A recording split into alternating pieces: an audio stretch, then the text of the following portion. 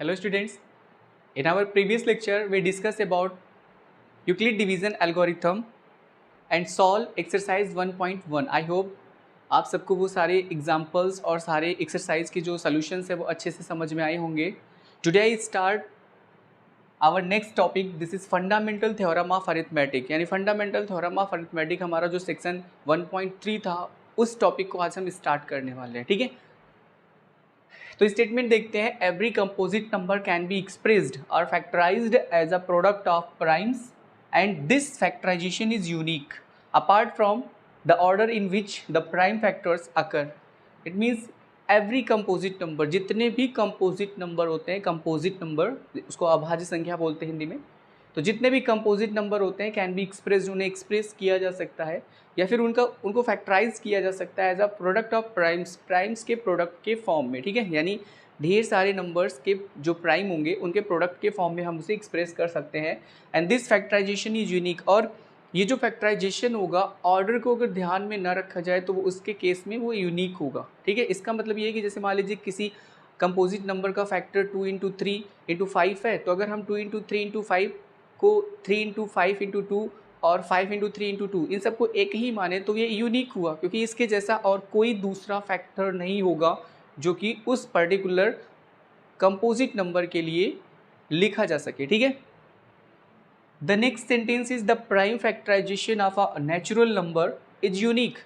यानी किसी भी नेचुरल नंबर का जो प्राइम फैक्टराइजेशन होता है वो यूनिक होता है, अद्वितीय, यानी उसके जैसा कोई और नहीं होता, except for the order of its factor. अगर हम उस प्राइम फैक्टराइजेशन में जो फैक्टर्स आए हुए हैं उनके ऑर्डर को कंसीडर ना करें तो.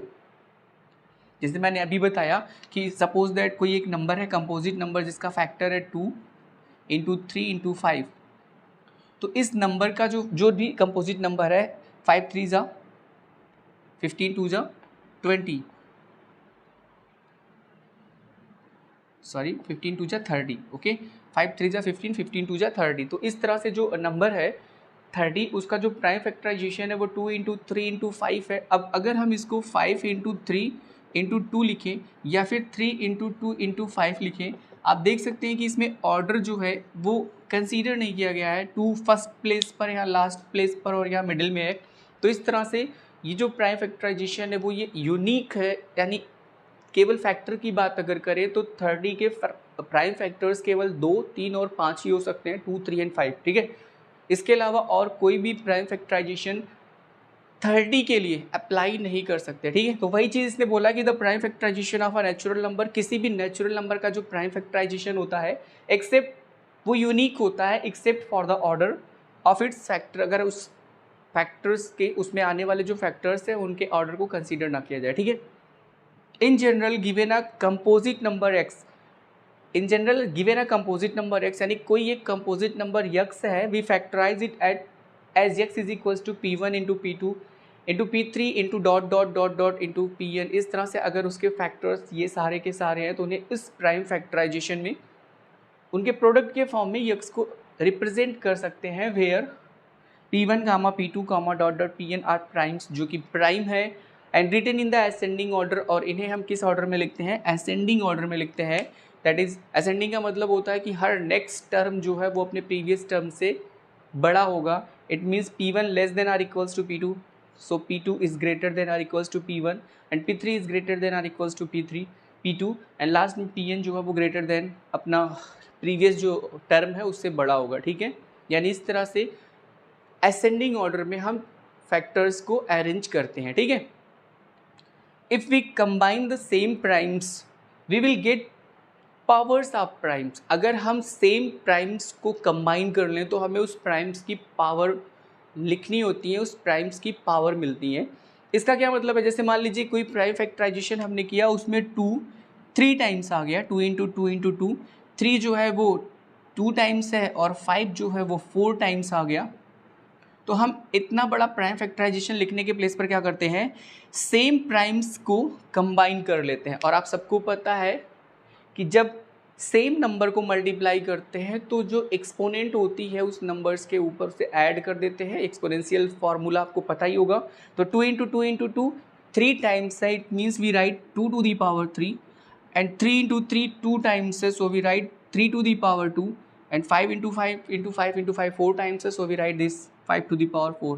तो आप देख सकते हैं कि प्राइम्स को जब हमने कंबाइन कर दिया तो 2 into 2 into 2 को हमने as a 2 to the power 3 लिखा, और 3 into 3 को 3 स्क्वायर लिखा है, 5 into 5 into 5 into 5 को 5 to the power 4 लिखा हुआ, ठीक है. तो इस तरह से जो सेंटेंस हमने यहाँ पर लिखा हुआ है, आई होप आपको ये सारी चीज़ें इजली समझ में आई होंगी. What is the fundamental theorem of arithmetic, ये भी आपको समझ में आया होगा. ये जो प्राइम फैक्टराइजेशन होता है किसी भी नेचुरल नंबर का, वो यूनिक होता है except for the order of its factors. अगर हम उस प्राइम फैक्टराइजेशन में आने वाले फैक्टर्स को के ऑर्डर को कंसीडर नहीं करते हैं तो वो यूनिक होता है, यानी उसके जैसा और कोई फैक्टराइजेशन आपको नहीं मिलेगा किसी एक पर्टिकुलर नेचुरल नंबर के लिए, ठीक है. और ये इस तरह से आप ये भी सीख गए हैं कि हम जो फैक्टर्स होते हैं उन्हें असेंडिंग ऑर्डर में अरेंज करते हैं, और साथ ही साथ जो सेम प्राइम होते हैं उन्हें कंबाइन कर देते हैं, और कंबाइन करने के बाद हमें उसकी पावर मिलती है, ठीक है. अब हम अपने टॉपिक को थोड़ा और एक्सप्लोर करते हैं और आगे देखते हैं, ठीक है. Look, the fundamental theorem of arithmetic has many applications both within mathematics and in other fields. जो fundamental theorem of arithmetic होता है उसके बहुत सारे एप्लीकेशंस है मैथमेटिक्स में और मैथमेटिक्स के बाहर की फील्ड में भी, ठीक है. तो हम यहाँ मैथमेटिक्स में ही बेसिकली पढ़ने वाले हैं. तो सबसे पहले हम एग्जाम्पल के थ्रू चीज़ों को समझते हैं. यहाँ लिखा हुआ है consider the number 4 to the power n where n is natural number, check whether there is any value of n for which 4 to the power n ends with the digit 0. It means कोई एक number है 4 to the power n where n is a natural number, जहाँ n एक natural number है, हमको check ये करना है कि whether there is any value of n, क्या कोई वैल्यू है n की जिसके लिए 4 to the power n ends with the digit 0. 4 to the power n का जब हम एक्सपेंशन करें तो वो जब नंबर के फॉर्म में कन्वर्ट हो तो एंड्स यानी कि वंस डिजिट जो है वो 0. तो चेक करते हैं. तो सबसे पहले आप देखिए 4 to the power n हमें जो नंबर लिखा गया है, इस नंबर का अगर हम प्राइम फैक्टराइजेशन के फॉर्म में कुछ कन्वर्जन करें तो हम इसे क्या लिख सकते हैं, 2 to the power 2 whole to the power n लिख सकते हैं. इट मीन्स 2 का स्क्वायर तो 4 होता है, 4 to the power n that is written in the form of 2 to the power 2 whole to the power n. अब आपको पता है बाय एक्सपोनेंशियल फार्मूला, अगर किसी बेस के ऊपर नंबर जो कि बेस के फॉर्म में है उसके ऊपर एक्सपोनेंट है, फिर उसके ऊपर भी एक्सपोनेंट है, तो भी मल्टीप्लाई एक्सपोनेंट्स, तो हम एक्सपोनेंट को मल्टीप्लाई करते हैं. तो 2 to the power 2 into n that is written in the form of 2 to the power 2n. अब 4 to the power n के लिए अगर आप प्राइम फैक्टराइजेशन लिखें तो देखिए ये 2 to the power 2n के फॉर्म में मिला, और अभी हमने जस्ट यही पढ़ा है कि सेम प्राइम्स को हम कंबाइन करके उनके पावर्स के फॉर्म में उसे रिप्रेजेंट करते हैं प्राइम फैक्टराइजेशन में किसी भी कंपोजिट नंबर या फिर नेचुरल नंबर के लिए. तो 2 to the power 2n में यहाँ लिखा हुआ है 2 और ऊपर पावर है 2n.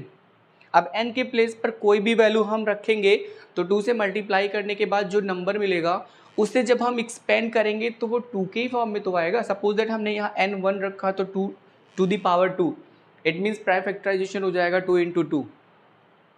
यहाँ हमने 2 रखा तो 2 to the power 2 into 2 4 हो जाएगा. 2 to the power 4 means 2 into 2 into 2 into 2. ऐसे अगर हम यहाँ कोई भी नंबर रखेंगे तो 2 से मल्टीप्लाई करने के बाद जो प्रोडक्ट यहाँ हमें मिलेगा इस 2 को हम उतनी बार लिखेंगे. इसके अलावा तो और कोई प्राइम इस फैक्टराइजेशन में तो आ ही नहीं रहा है, कोई और प्राइम नंबर आ ही नहीं रहा है. और कोई भी नंबर जो 0 पर एंड होता है यानी जिसकी वंस डिजिट 0 होती है वो 5 से डिविजिबल तो होता ही है. डिविजिबिलिटी रूल में आपने पढ़ा होगा कि कोई भी नंबर 5 से डिविजिबल तब होता है जब उसके वंस प्लेस पर 0 होता है. अगर वंस प्लेस पर 0 है तो फिर 5 से वो डिविजिबल है, ठीक है. तो यहाँ बोला है कि 0 डिजिट होना चाहिए. इट मीन्स वो नंबर कौन सा 4 to the power n, उसके प्राइम फैक्टराइजेशन में 5 भी तो होना चाहिए. अगर 5 रहेगा तभी ना वो नंबर 5 से डिविजिबल होगा, और 5 से डिविजिबल होने वाले नंबर्स के वंस प्लेस पर 0 होता है. तो अगर हमें ये प्रूफ करना है कि वंस डिजिट 0 है, इसका मतलब 4 to the power n करता है 0 डिजिट पर, तो उसके लिए हमें ये कंडीशन फॉलो करानी होगी, और वो ये है कि उस नंबर जो कि 4 to the power n यहाँ पे दिया हुआ है, इस नंबर के लिए प्राइम फैक्टराइजेशन जब हम लिखेंगे तो उसके प्राइम फैक्टर्स में 5 भी इंक्लूड होना चाहिए। अगर इंक्लूड होता है तो फिर 4 to the power n end करेगा किस पर, 0 डिजिट पर, यानी इसके वंस प्लेस पर 0 डिजिट आएगी। अदरवाइज अगर प्राइम फैक्टराइजेशन में 5 नहीं है तो फिर ये कंडीशन फॉलो नहीं होगी किसी भी नेचुरल नंबर के लिए, ठीक है। तो यहाँ पर हो जाएगा 2 to the power 2n that is equals to 2 to the power 2n। It means we find only 1 prime as 2 in the prime factorization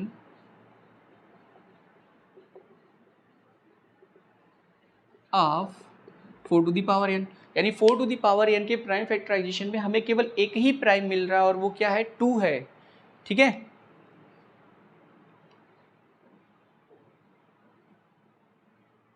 for the given statement we have to prove that 5 is also a prime factor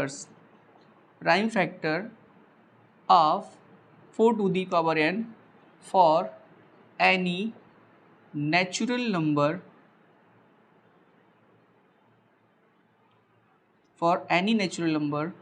which write in the place of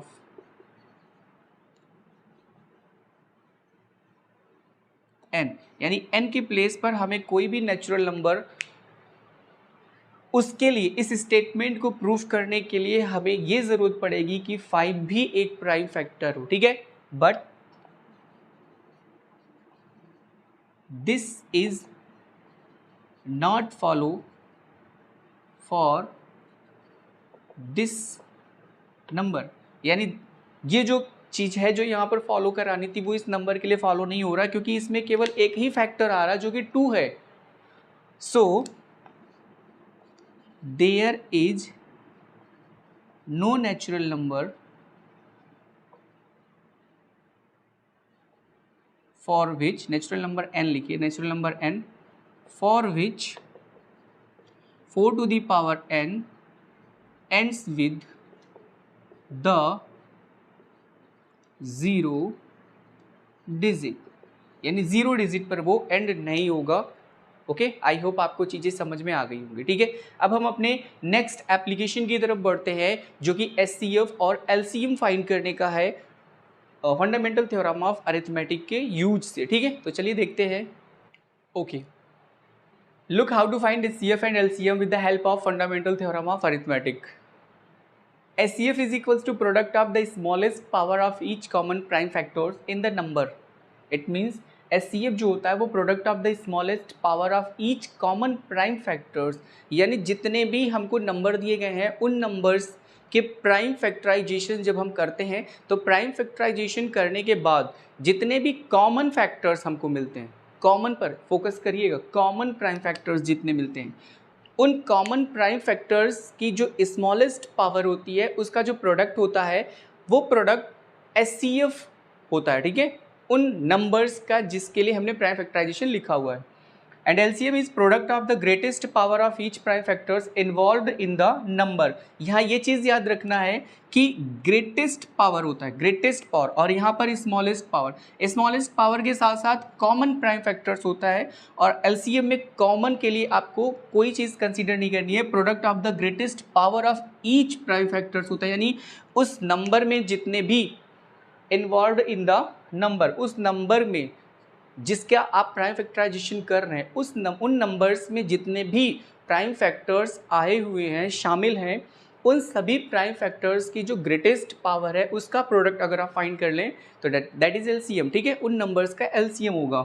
एक example से हम इस sentence को समझते हैं कि find HCF and LCM of 6 and 20 by the prime factorization method. Prime factorization method से हमें क्या करना है, 6 और 20 का HCF और LCM फाइंड करना है। तो first of all we find the factorization, prime factorisation of 6 and 20। तो प्राइम फैक्टराइजेशन तो आपने बहुत पहले से ही सीख रखा हुआ है। तो 6 का देखते हैं कितना होगा, तो वी राइट हियर 2, 2 3 जा 6, क्योंकि 6 इवन नंबर है, सो 2 से डिविजिबल ही होगा, और ये 3 1 जा हो गया 3। जब लास्ट में 1 आ जाता है तो वहाँ पर हमारा प्राइम फैक्टराइजेशन स्टॉप हो जाता है, फिनिश हो जाता है। अब देखिए 2 10 जा 20 होगा, ठीक है, फिर 2 5 जा कितना हो जाएगा 10, और फिर 5 1 जा कितना हो जाएगा 1। यहाँ 1 आ गया तो फिर प्राइम फैक्टराइजेशन हमारा फिनिश हो गया। अब हम क्या लिख सकते हैं, 6 को लिख सकते हैं as a prime factors 2 into 3, और 20 को क्या लिख सकते हैं 2 इंटू 2 इंटू 5,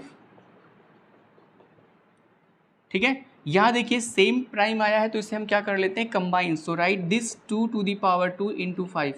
अब हमें HCF लिखना है, तो by the help of this sentence product of the smallest power of each common prime factors, जितने भी कॉमन प्राइम फैक्टर्स है उनकी स्मॉलेस्ट पावर का प्रोडक्ट करना है। तो कॉमन फैक्टर क्या क्या है इसमें, एक तो 2 है, और दूसरा मतलब केवल कॉमन फैक्टर 2 है, 3 और 5 कॉमन नहीं है, ठीक है। कॉमन का मतलब ये होता है कि जो नंबर हमें मिले हैं उन नंबर्स में ऐसे फैक्टर्स जो हर एक नंबर्स में आए हुए हैं उनको हमें बोलते हैं वो कॉमन फैक्टर्स, ठीक है।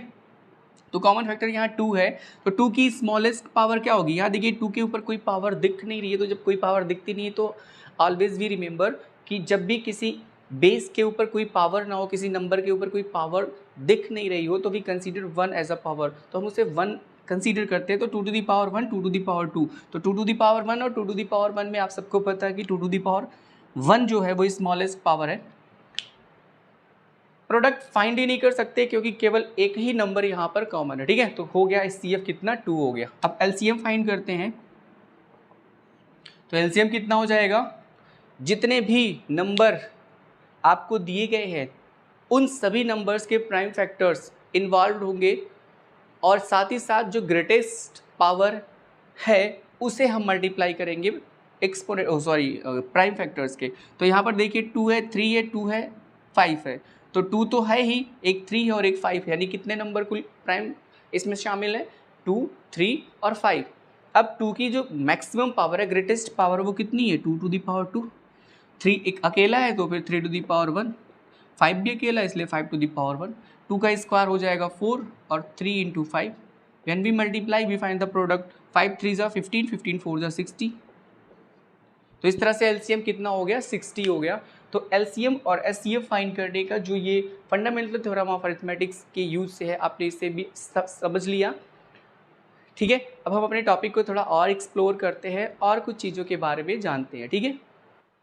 Now we discuss a rule with which is related HCF and LCM for any two positive integers. किसी भी दो positive integers A and B, A और B के लिए HCF AB LCM AB का जो प्रोडक्ट होता है उन दोनों नंबर्स के प्रोडक्ट के इक्वल होता है। It means HCF of AB into LCM of AB that is equals to A into B, ठीक है। अब हम इसे एक एग्जाम्पल के थ्रू देखते हैं कि क्या वाकई में ऐसा होता है या फिर नहीं होता। तो देखते हैं, find the HCF and LCM of 6 and 20, हमने प्रीवियस एग्जाम्पल ही ले लिया है, एंड प्रूव दैट HCF, इस सेंटेंस को प्रूव करना जो ऊपर दिया गया है। यहाँ दोनों इंटीजर्स 6 और 20 हैं, यानी A एज अ 6 है और B एज अ 20 है, ठीक है। तो हम इसे प्रूव करके देखते हैं।